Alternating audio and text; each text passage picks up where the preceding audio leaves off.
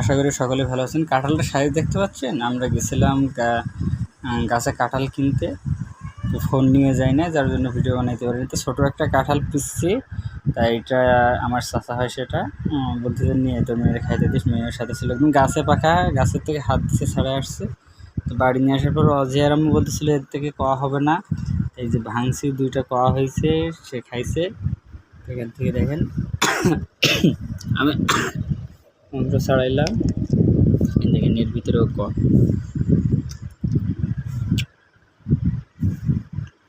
স্বাদটা কিন্তু মাশাআল্লাহ অনেক সুন্দর, গাছ পাকা কাঁঠাল। এই যে এর ভিতরে আরও আছে,